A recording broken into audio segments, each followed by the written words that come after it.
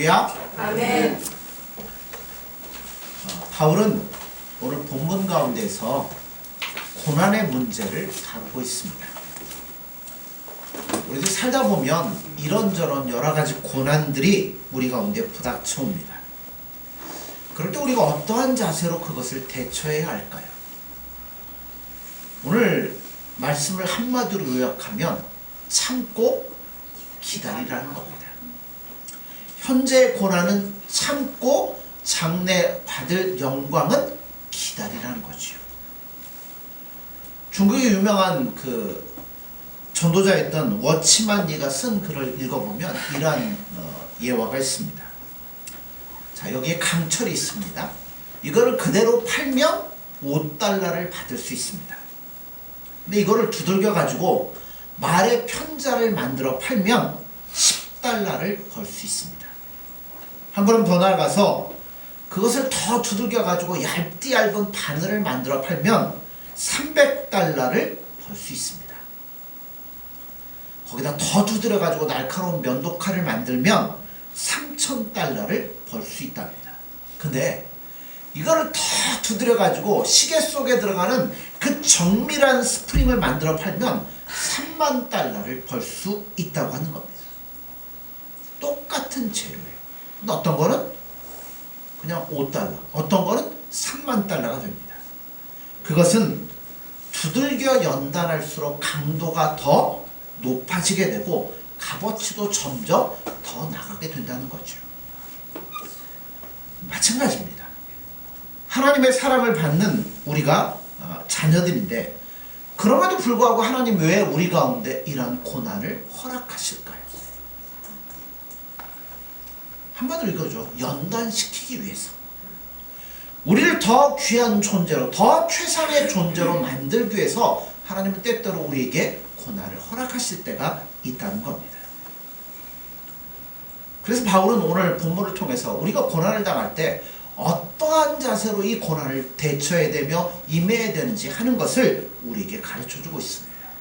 자, 첫째로 고난이 올 때 우리는 이걸 생각하셔야 돼요. 우리에게는 무엇이 있다?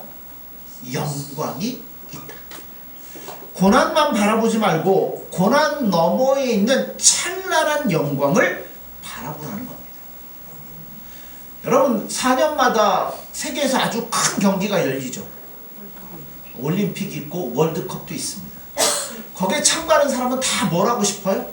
메달을 따고 싶고 그 월드컵은 그 줄림의 컵이라고 이걸 한번 들고 싶죠. 그걸 위해서 어떻게 해요?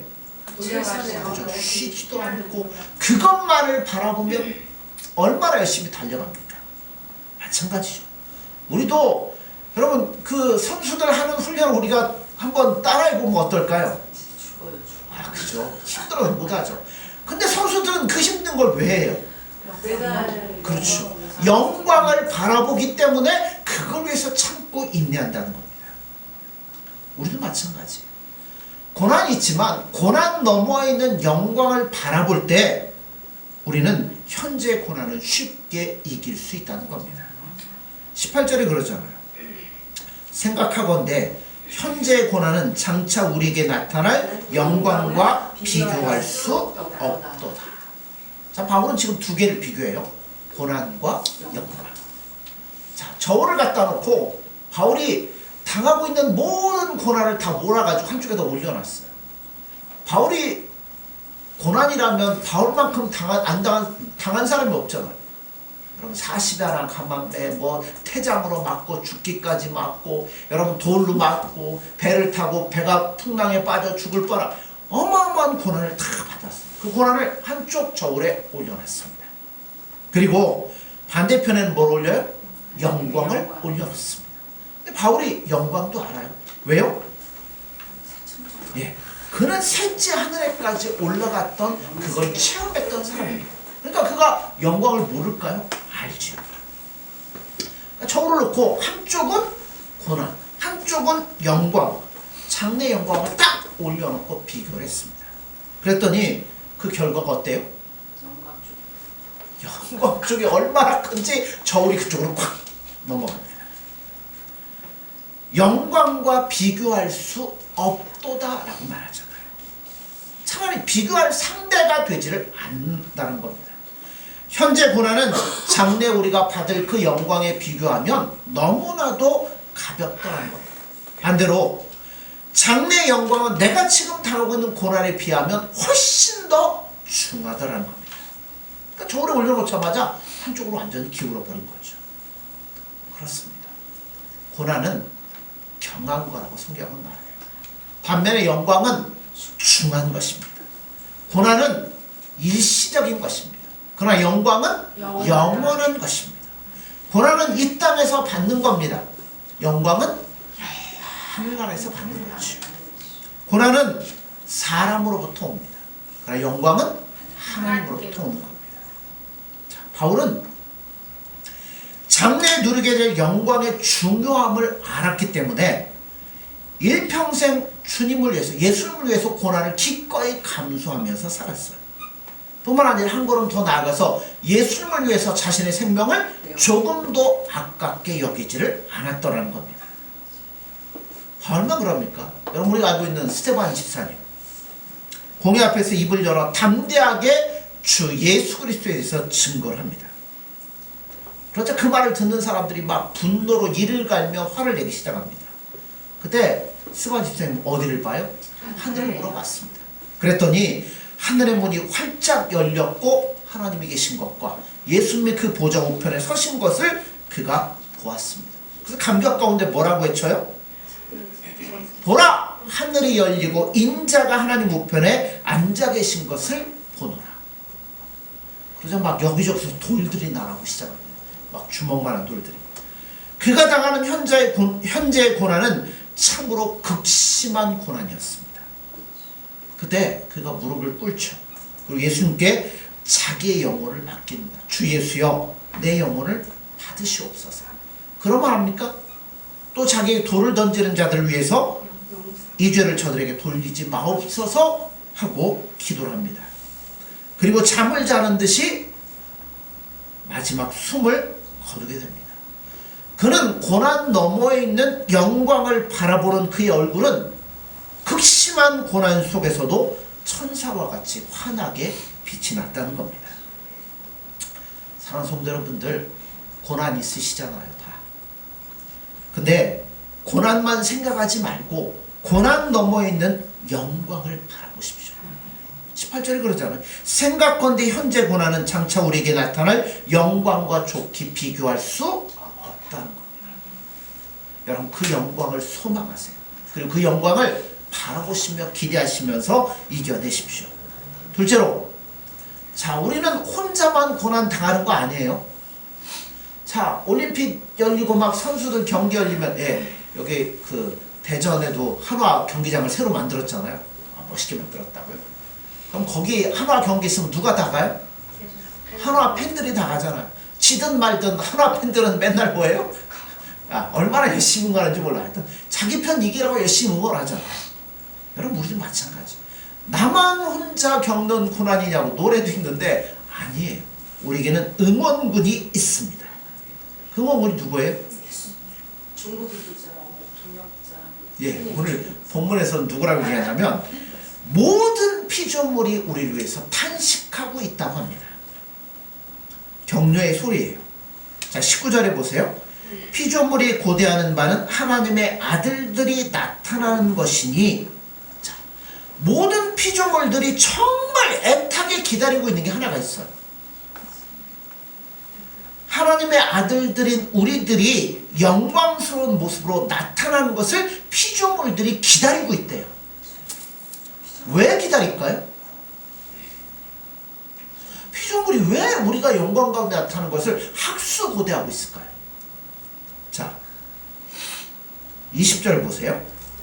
피조물이 허무한데 굴복하는 것은 자기 뜻이 아니요 오직 굴복하게 하시는 이로 말미암으리라.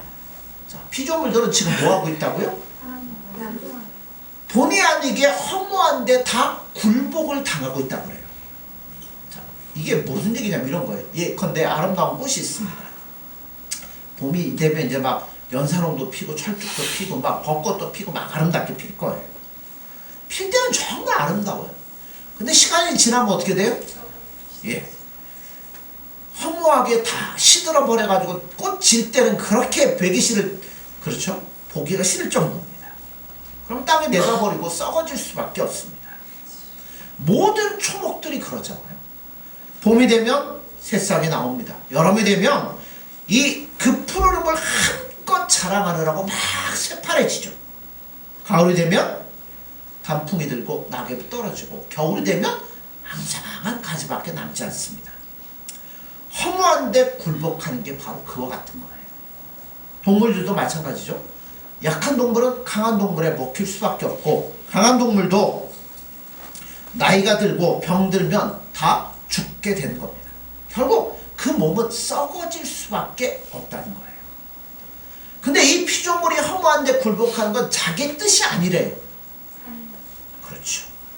피조물이 그렇게 된 것은 자기 뜻이 아니었습니다. 누구 때문에요? 아담과 하와. 에덴 동산에서 아담과 하와가 하나님의 말씀에 불순종합니다. 선악과를 따먹었어요. 그 결과 타락했고 땅은 저주를 받아서 엉겅퀴와 가시덤불과 이런 것들을 내도록 되어 있습니다. 땅 위에 있는 모든 피조물들이 허무한데 굴복하게 되고 썩어짐의 종노릇하는 상태로 바뀌어버리고 말았다는 겁니다. 한마디로 인간의 잘못으로 인해서 모든 피조물들이 허무한데 굴복할 수밖에 없도록 만들어졌다는 겁니다. 근데 이게 영원토록 그럴까요? 그렇지는 않습니다. 임시적입니다. 언제 끝나요? 자, 네, 21절입니다. 그 바라는 것은 피조물도 썩어짐의 종로로 탄 데서 해방되어 하나님의 자녀들의 영광의 자유에 이르는 것이니라. 자, 하나님의 자녀의 우리가 영광의 자리에 이르는 그날 피조물도 더 이상 허무한데 굴복하지 않게 된다고 말합니다. 예수님 영광 가운데 다시 오시는 날 옛 하늘과 옛 땅은 완전히 사라지고 새 하늘과 새 땅이 도래하게 될 겁니다. 그때는 피조물도 우리가 누리는 영광에 동참하게 될 것이라는 겁니다. 그러니까 누가 학수고대하고 있겠어요? 피조물들이 우리가 하나님의 영광 가운데 있기를 정말 기대하고 있어요. 왜요? 자기들도 그때가 되면 영광의 자리에 동참할 수 있기 때문에. 피조물도 기다리는데, 그렇죠. 하물며 사람인 우리가 기다리지 못해서야 되겠습니까? 이 땅에서 잠시 잠깐 당하는 고난은 우리도 참음으로 기다려야 됩니다. 그렇게 하지 못한다면 하나님의 자녀로서의 면목이 서지를 못하는 거죠. 자, 응원군이 있다는 걸 잊지 마십시오. 자, 세 번째, 우리에게는 뭐가 있냐면 소망이 있습니다. 소망이 있으니까 얼마든지 현재의 고난을 견딜 수 있다는 거예요. 자, 23절 말씀 보시죠. 그뿐 아니라 또한 우리 곧 성령의 처음 익은 열매를 받은 우리까지도 속으로 탄식하여 양자될 것 곧 우리 몸의 속량을 기다리느니라. 그뿐 아니라 라고 말씀하고 있어요. 피조물만 탄식하며 고통하는 게 아니에요. 또 탄식하며 고통하는 존재가 있습니다. 누구요? 하나님의 자녀인 우리들도 탄식하며 고통한다는 겁니다. 바울은 여기서 하나님의 자녀인 우리를 무엇이라고 묘사하고 있냐면 곧 성령의 처음 익은 열매를 받은 우리라 라고 말씀합니다. 우리가 예수님을 믿으면 성령께서 우리 안에 열매를 주십니다. 예컨대 8장 2절에 보면 성령께서 우리를 죄와 사망의 법에서 해방시켜 주셨습니다. 13절에는 우리 몸의 행실을 죽여주신다고 그랬어요. 14절에서는 성령이 우리의 발걸음을 인도해 주신다고 그랬고요. 16절에서는 성령께서 친히 우리가 하나님의 자녀인 것을 증거하신다고 그랬어요. 이처럼 많은 열매들을 우리가 예수님을 믿을 때 우리 안에 주시는 거예요. 그런데 이건 어떤 열매라고요? 처음 열매에 불과하다는 겁니다. 우리는 맨날 뭐 국밥 먹고 이러니까 정식을 먹어본 적이 없어서 잘 모르는데 정식을 먹으면 제일 먼저 뭐가 나와요? 에피타이저가 나옵니다. 에피타이저는 뭐 하려고 나오는 거예요? 뒤에 반찬. 네, 입맛 돌게 하려고 에피타이저가 나와요. 그게 전부가 아니에요. 자, 에피타이저가 나오면 뭐가 나와요? 그 다음에 메인 디쉬가 나오잖아요. 주 요리가 나오잖아요. 마찬가지로 성령께서 우리에게 많은 열매를 주셨지만 마지막으로 주실 궁극적인 열매가 우리 안에 준비되어 있다는 것을 잊으시면 안 된다는 거예요. 아멘. 바울은 그걸 23절 하반부에서 두 가지로 설명을 합니다. 첫째는 양자 될 것. 다른 하나는 우리 몸의 속량이라고 합니다. 이미 우리는 양자의 영을 받았습니다. 사람을 뭐라고 그래요? 아빠. 아빠라고 그러잖아요. 옛날에는 아버지라고 했는데 요즘 성경은 아빠라고 해요. 아빠. 여러분 필요한 거 있으면 누구한테 가요? 아빠한테 가잖아요. 아빠 나 이거 필요한데 돈 좀 줘. 아빠 이거 좀 사줘. 이게 한 것처럼 우리의 소원을 가지고 누구에게 가요? 하나님께로 나아가고 예수님께로 나아가서 그것들을 아른다는 거죠. 그러면 하나님 그걸 들으시고 가장 좋은 때 가장 좋은 것을 우리 가운데 응답을 해주시는 겁니다. 그런데 우리가 양자로서 예수님과 더불어 받을 상속은 아직 못 받았어요. 그거는 예수님이 이 땅에 다시 오시는 날 우리에게 이루어질 것입니다. 그러면 아직 우리에게는 뭐가 남아있어요? 받을 소망이 남아있는 거예요. 또 한 가지가 있죠. 아까 양자된 것과 또 하나는 몸의 속량이라고 그랬잖아요. 우리는 영적으로는 이미 구원을 받았습니다. 그리스도 예수 안에 있는 자에게는 결코 정죄함이 없다 그랬어요. 그런데 영적으로는 되는데 뭐는 안 돼요? 육신적인 건 아직도 안 되더라고요. 우리 몸은 아직도 속량을 받지 못했어요. 그래서 때로는 병에 들 수도 있고 때로는 육신의 생각 때문에 죄의 유혹 때문에 고난을 당할 때도 있다는 겁니다. 바울같이 위대한 사람도 7장에 가보면 뭐라고 탄식을 해요? 오라 나는 곤고한 사람이로다. 이 사망의 몸에서 누가 나를 건져내랴. 예수 믿는 사람 치고 오라 안 해본 사람 있으십니까? 다 해봤잖아요. 그런데 예수님이 구름 타시고 영광 가운데 오시는 그날 우리의 타락하고 부패한 육신도 속량을 받고 구속함을 받게 될 겁니다. 변화받게 될 거예요. 썩어질 몸이 썩지 아니할 몸으로 영광스러운 몸으로 바꿔지게 될 거라는 겁니다. 그러니까 아직 그 소망이 우리 안에는 남아있어요. 바로 성령께서 우리에게 궁극적으로 마지막으로 주신 열매로 남아있습니다. 그래서 24절을 보세요. 우리가 소망으로 구원을 얻었음에 보이는 소망이 소망이 아니니 보는 것을 누가 바라리요. 자, 우리는 영적으로는 구원을 받았습니다. 그러나 성령께서 주실 마지막 열매인 양자될 것, 우리 몸의 속량은 아직 소망으로 남아있다는 겁니다. 그래서 우리가 소망으로 구원을 얻었음에 라고 말하는 거예요. 자, 소망의 본질이 뭐예요? 소망은 현재적인 것이 아니고 미래적인 것입니다. 눈에 보이는 것을 바라는 게 아니고 보이지 않는 미래를 바라는 것이 소망이에요. 예를 들어 보세요. 고시 공부하는 사람이 소망이 있죠. 무슨 소망이에요? 고시 합격하는 거. 근데 고시 합격한 사람이 합격하는 게 소망이겠어요?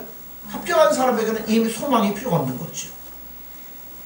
소망은 미래적이고 또 눈에 보이지 않는 것을 바라는 겁니다. 25절을 보세요. 만약 우리가 보지 못하는 것을 바라면 참음으로 기다릴지라. 여러분 소망 있으십니까? 그러면 참고 기다리래요. 아멘. 우리는 보이지 않는 미래에 곧 우리에게 나타날 영광을 바라보고 있습니다. 양자될 것, 곧 우리 몸의 속량을 소망 가운데 기다리고 있습니다. 근데 그 소망이 막연한 건가요? 그렇지 않죠. 왜 그러냐면 이거는 누구의? 하나님의 약속이기 때문에 그렇습니다. 하나님은 신실하십니다. 결코 거짓말을 하실 수 없습니다. 안 하시는 게 아니라 아예 못 하시는 거예요. 약속하신 것은 반드시 이루실 것입니다. 그 약속의 근거에서 우린 소망을 가지고 예수님 앞에 나아가는 거죠. 아멘. 그렇다면 우리가 이 땅에 살면서 잠시 잠깐 당하는 고난을 어떠한 자세로 우리가 임해야 되겠습니까? 참고 기다리라는 겁니다. 현재의 고난은 참고 장래의 영광은 기다리라는 겁니다. 그것도 하나님의 약속을 의지해서 그렇게 하라는 겁니다. 우리 장로교회 창시자였던 존 칼빈은 이런 말을 합니다. 피조물은 인간의 타락 때문에 지금까지 오랜 세월 동안 탄식하며 고통해왔다. 그러면서도 그들은 참고 견뎌왔다. 그런데 하나님의 자녀인 우리가 이 땅에서 잠시 잠깐 당하는 고난을 참고 견디지 못한다면 무슨 면목이 서겠는가? 그래서 그는 임종할 때 로마서 8장 18절의 말씀을 계속 암송을 했습니다. 생각건대 현재 고난은 장차 우리에게 나타날 영광과 비교할 수 없도다. 이 말을 계속 암송을 했어요. 15번 암송하고 16번째 마지막 한 단어를 남겨두고 그가 운명을 하게 됩니다. 사랑하는 성도 여러분들, 우리 왜 고난이 없겠어요? 고난이 있죠. 고난 너머에 있는 영광을 바라보십시오. 우리에게는 응원군이 너무나 많이 있습니다. 모든 피조물이 우리를 위해 그날을 바라보면서 탄식 가운데 함께 고통당하고 있습니다. 그러면서도 참고 기다려 왔습니다. 우리에게는 소망이 있습니다.